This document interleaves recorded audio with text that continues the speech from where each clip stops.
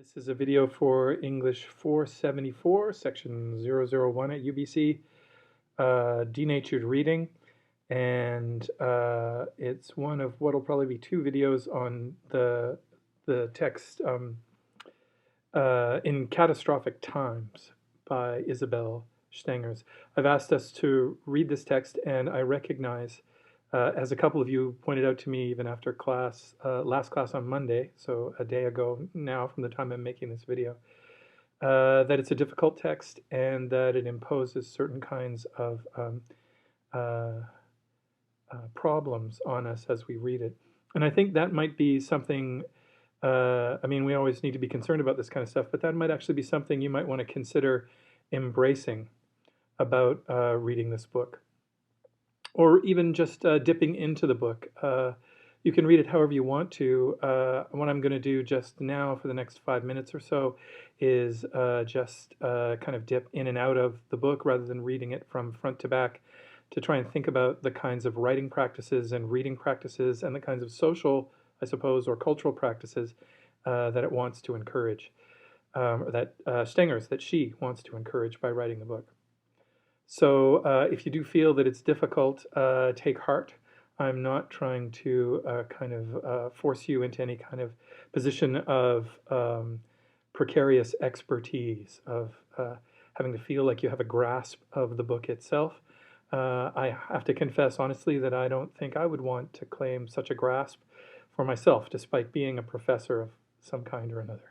So it's good to acknowledge perhaps our precarity, that might be the right word, the precariousness of our position or positions, since Stengers is a pluralist and we want to think often in terms of the plural or of pluralities, of multiples, but the precariousness of our own positions as readers approaching the kinds of problems that she's posing with us and for us.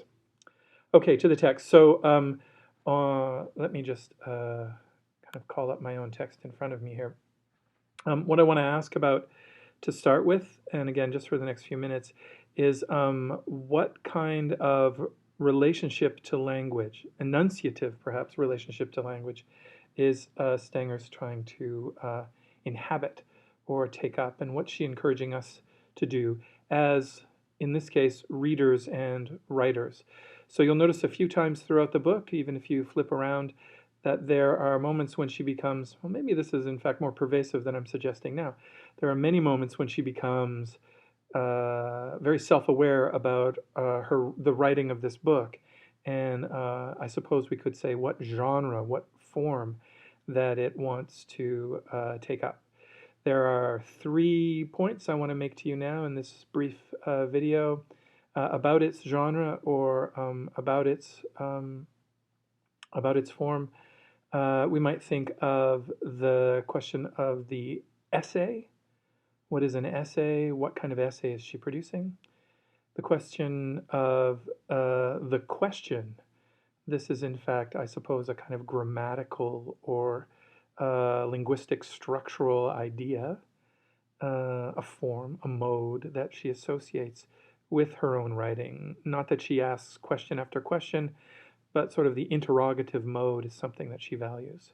So the essay, the question, and the third thing is a term I've offered up in class. I'm not sure that she uses it frequently, if at all, in this text, but she does gesture at it, and that's the idea I've suggested to you of the assemblage,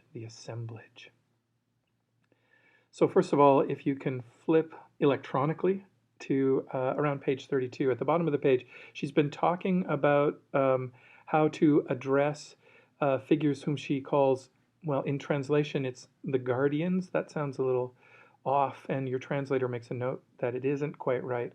But the term in French, I believe, is nos responsables, the people who are responsible for us. You might think of community leaders, elected people, anyone who enters into a kind of dynamic of responsibility for others, and that sense of being other or being divergent or heterogeneous might be the word that Stengers uses in the book, is significant here.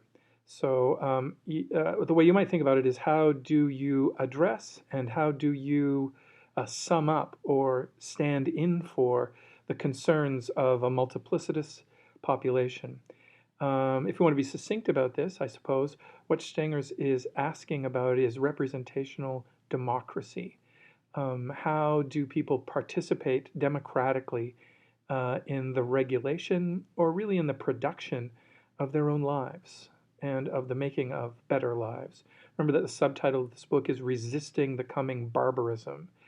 Stengers sees a kind of discourse of progress, of human conquest, of human dominion would be a word that we've used in class already, as pernicious. She's not trying to, in some reactionary way, put the brakes on what we might think of as human progress, as thinking forward, but rather she's suggesting that the ways, the modes in which we conduct progressive, even technocratic kinds of thinking, the way we think about the development of new technologies to govern and to shape the planet, to even shepherd and care for the planet, has created, and she's very focused on the question of global capitalism, really. It's created, in the name of progress, what can only be understood as a kind of barbarism, where violence and exclusion and a kind of destructiveness, as opposed to creativity and creation, has taken hold. So how do we resist that?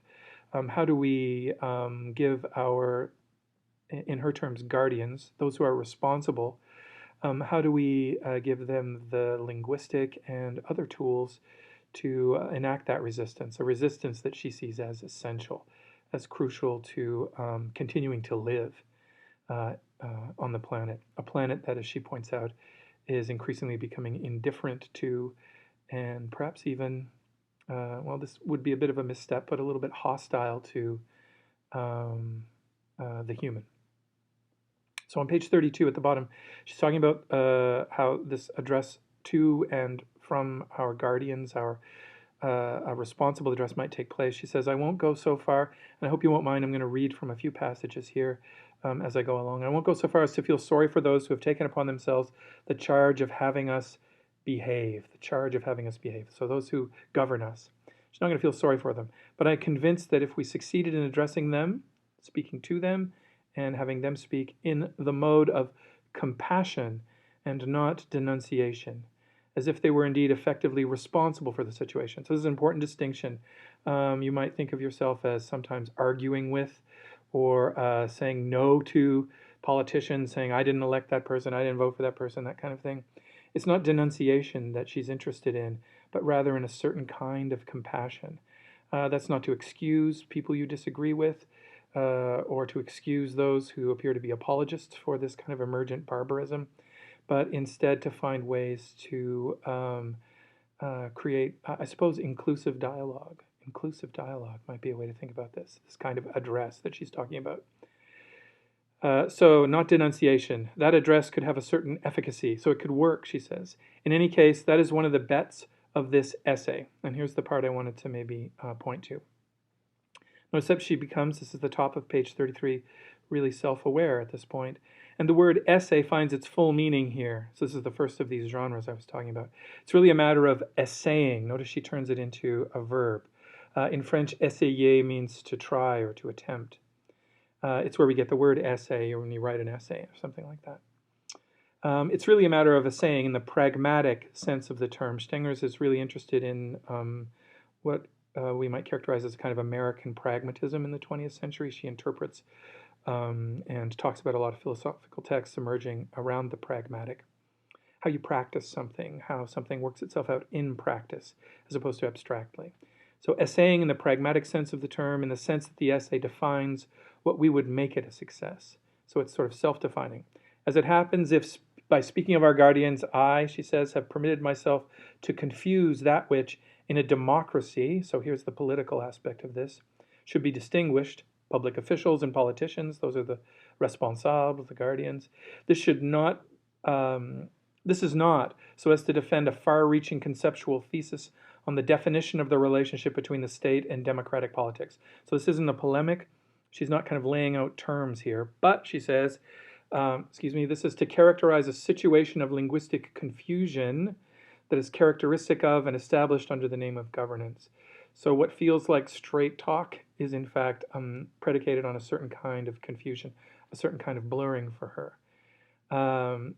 And she says the success of this operation of characterization will be nothing other than what one of those responsible will detest the most, that one refuses to put oneself in their position, but that one pities them for being there instead. So this is compassion. Make no mistake, she says, when I talk about capitalism and the state in a few pages, again, she's very self-aware here. So this is the essay talking about itself. It won't be a question, and here's that word question coming in. So this is the second of our ideas, of definitions that would claim to bring to light the real nature of these protagonists better than the previous ones either. So she's not, she says, in what follows, trying to get at some kind of truth. She's not trying to sort of clear away ideological obfuscations, trickery, mistakes. That's not the point. It's not to uncover truth. I'm trying instead, she says, and this is really important how she phrases this. Remember, this is in translation, so you can think about this.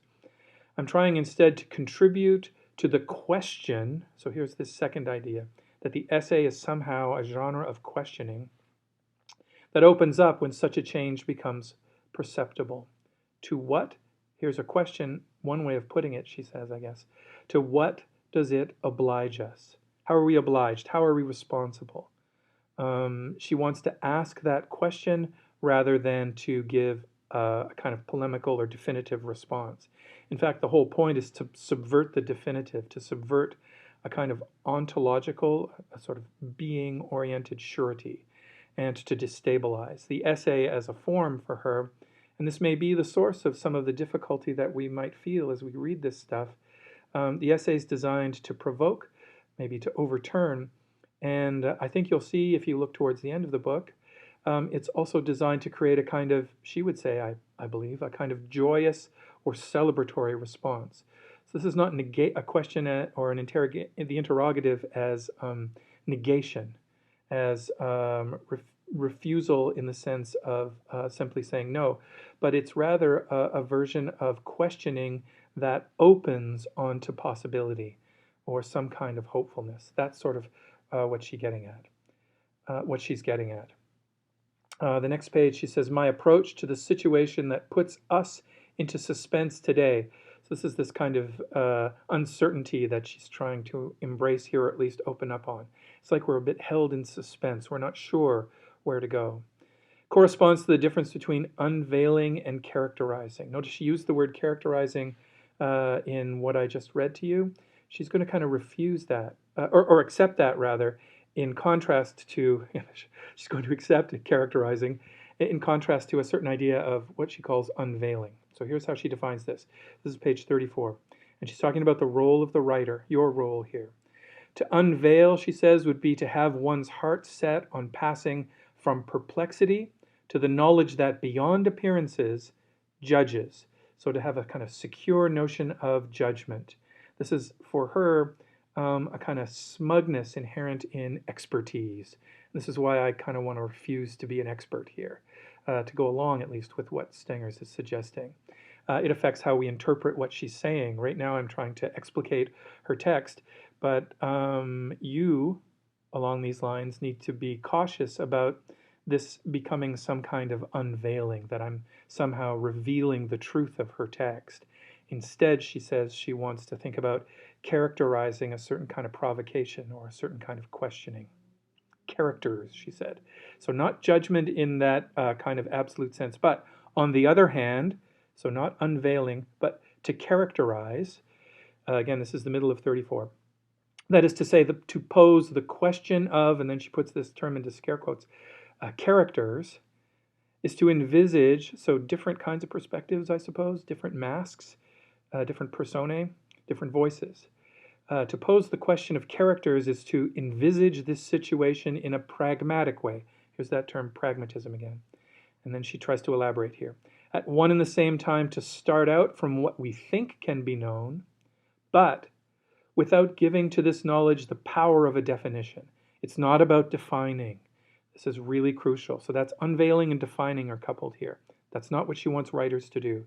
It is what the writer of fiction, and we kind of asked this question of the China Mieville text, Covehithe or Cothy, or however you want to pronounce the title. So the writer of fiction, it is what the writer of fiction does when she asks herself what her protagonists are likely to do in the situation she has created. That's writing. To characterize, for Stengers in this context, to characterize is to go back to the past, starting from the present that poses the question, not so as to deduce this present from the past. So it's not about a sort of fate or destiny or determinism, but so as to give the present its thickness. So you might think of the kind of metaphorical density of Mieville's language, in fact, where he starts to point towards certain kinds of poeticisms, it feels like almost. They start to enter his language in order to try to describe what's going on, or perhaps even to sort of reenact it in his text somehow, or in the reading of that text. That's a kind of characterization. It thickens the sound, it thickens the texture. We want to thicken the present by questioning. That's her strategy. So as to question the protagonists of a situation from the point of view of what they may become capable of, the manner in which they are likely to respond to the situation. Notice there's a kind of futurity here. It's kind of utopian in a certain sense, in the sense that it does point toward the future. Here's another scare-quoted word, the we, so the collective that this essay has, the we that this essay has intervened, it's a little bit of, is the we who pose questions of this kind today. That must be a typo, has intervened. Is the we who pose questions of this kind today. So the kind of collectivity is not agreement. I guess this is the point here. That when we collect ourselves into some kind of aggregation as a community, as responding to the demands that are being made, in her sense, upon the human by the world today, it's not that we all have to agree. I guess that's the point. So she wants to find a kind of writing, a kind of text that gathers together different and divergent points of thought, but that doesn't try to resolve or to fuse. I'm just going to skip to another note I have here. It'll just take me a second to turn to it. So she talks, this is on page sort of 141 in the book. So I've got some notes here. I'd encourage you to take notes as well. But this is how she characterizes community, and this is maybe this third element, and we want to think about the kind of writing that she's undertaking. So for community, to be reliable, the ensemble, the coming together of different voices, must not presuppose a postulated equality. It's not about being equal or about sameness or about identity. The roots of the word identity have to do with sameness. Idem in Latin means the same. So, not to presuppose a postulated equality, but must translate operations for the production of equality amongst its participants. So there's a distinction being made here.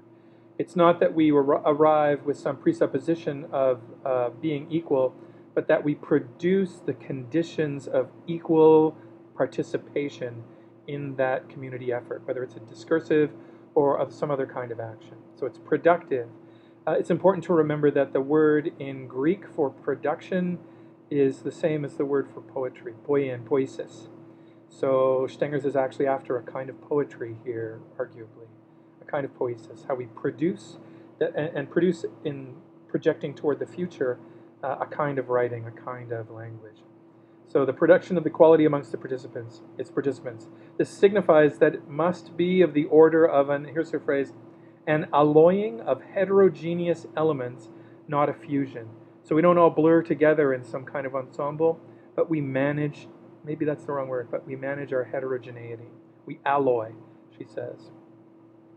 A couple pages later on 143, she tries to be a little more precise about this, and this is the last point I'll make.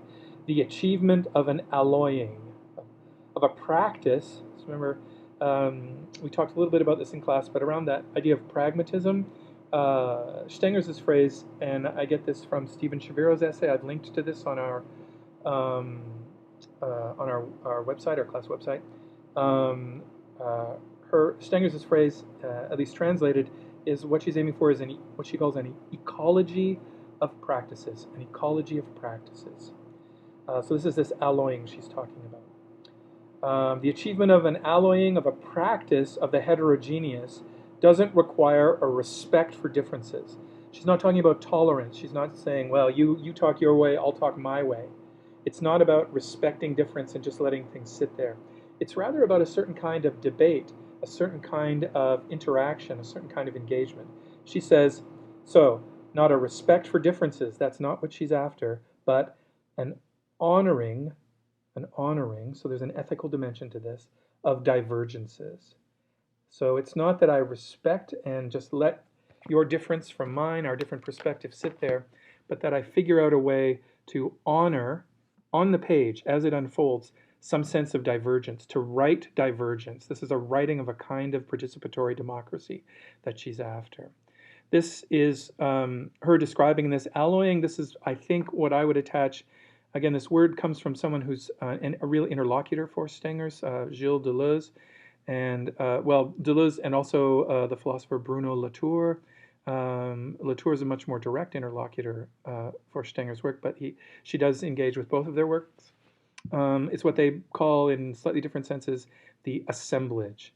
So an assemblage is not a fusion of divergent voices. How would you write an assemblage? I guess that's the question we're being asked here.